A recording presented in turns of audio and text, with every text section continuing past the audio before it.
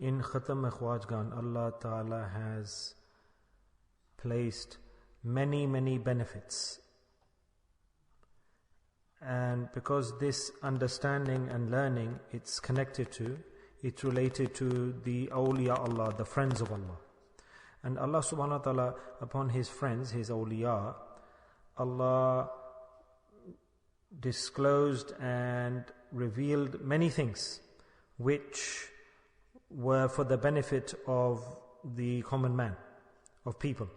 And all of our Naqshband pious elders that start from Hazrat Bahuddin Naqshband, on those mashayikh, on those Khwajigan, this Khatm-e-Khwajigan, the Kalimaat, the verses were disclosed and revealed to them. And Allah Ta'ala made them apparent, the secrets to His mashayikh, to His awliya, the friends of Allah. So within this, there are a lot of immense, because obviously this is all Quran, actually, in fact, Allah Ta'ala has instilled barakat and blessings, but with this specific tariqah, with this specific method and specific sitting in the form of dhikr, when an individual recites these verses, then there's a lot of benefit in this, a lot of blessings in this. There's ma'rifah in this. There is Allah Ta'ala's nearness and qurb is attained, and the inner self, the batin, is purified. And it is also a cure for the sicknesses, for the illnesses. There can be physical bodily sicknesses, and there can be qalbi, inner spiritual sicknesses. Both are cured by this Khatm-e-Khwajigan. Now, Khatm-e-Khwajigan, when you sit in Khatm-e-Khwajigan, then you need to be very careful and sit down with adab, with manners, respect. Obviously, you're in the masjid, all you people will have wudu. But those who listen online, the women folk who listen, who are not in our area, or not sitting in front of us, so it's necessary to hear Khatm-e-Khwajigan that you sit with wudu if you want to take the benefit.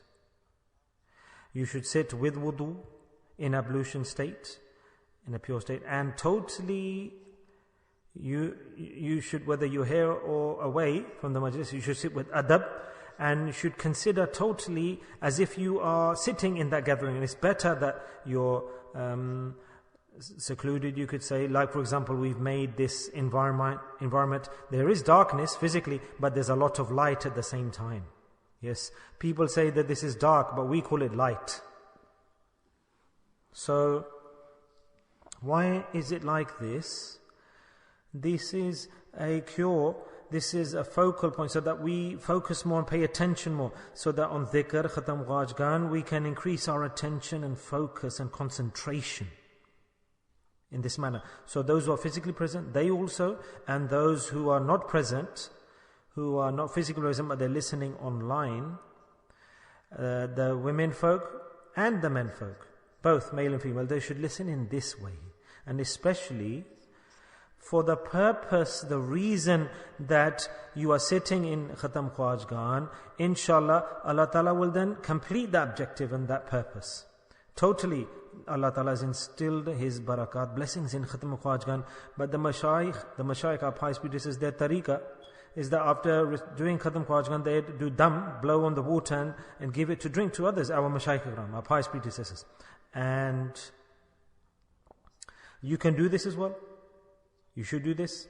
That those individuals who are listening at the moment and who are partaking in the gathering, the women folk, etc., some may be sick, somebody might have a headache, some may have a body pain, any other type of sickness. So with caution, be careful, have respect, have wudu, recite the kalimat at the same time together.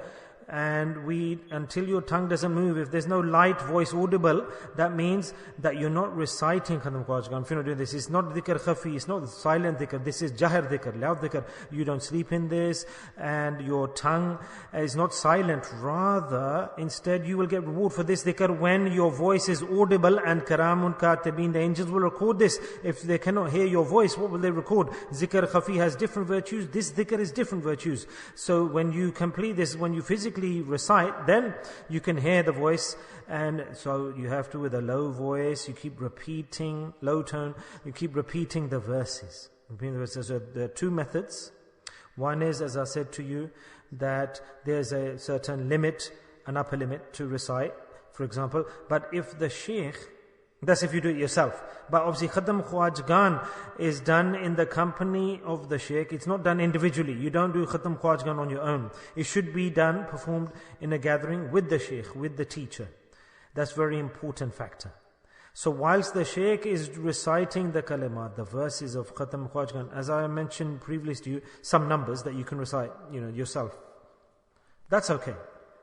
But in actual fact, it should be such that whilst the Sheikh is reciting the Kalimaat, you should keep reciting the Kalimaat ongoing without counting any upper limit or number and stopping at that, unless the Sheikh, your teacher, changes the Kalimaat. So you keep reciting. That's what you should do. Until the Sheikh, the teacher, doesn't change or alter the verse, you don't change either.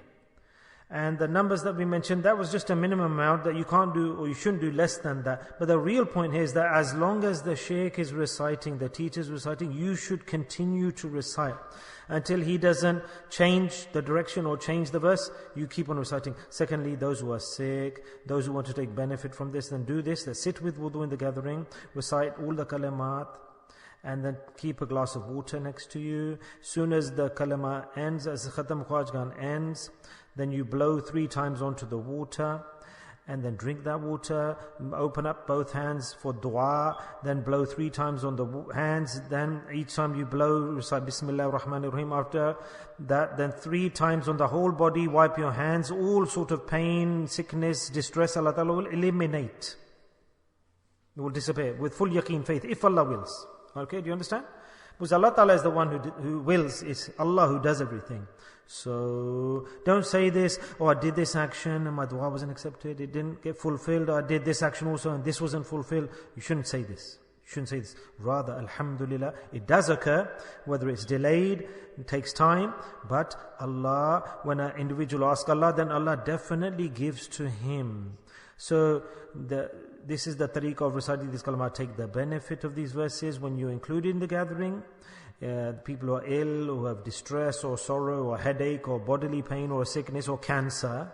Thousands of sicknesses today in society. Put a glass in front of you, do dua to Allah, recite Khatm-e-Khwajigan with this niyyah intention, then drink the 3 sips of water, and also wipe your hands over the whole body.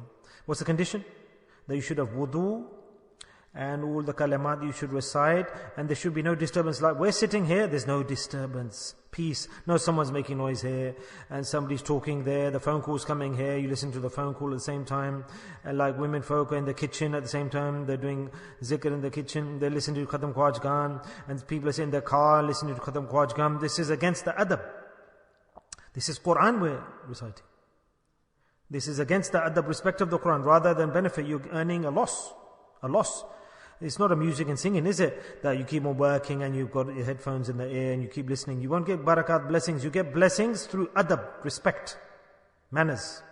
Whether it's Quran, whether it's Makkah al-Mukarramah, whether it's Medina, whether it's Majlis, a gathering of the Sheikh. All of these require adab, manners. If you want blessings from the Sheikh, the most important thing is adab. A person who has adab, good destiny. Without good respect, bad destiny. A person who has adab will take everything. A person without respect won't get anything. The more respect and manners you sit in the gathering, more for yous and blessings of Allah will come onto that person. Anyway, in my mind a few points came that I've shared with you. May Allah Ta'ala give us the tawfiq, ability, and as I say things, may Allah Ta'ala give the shifa to all the sick people as well. So recite Durood Sharif.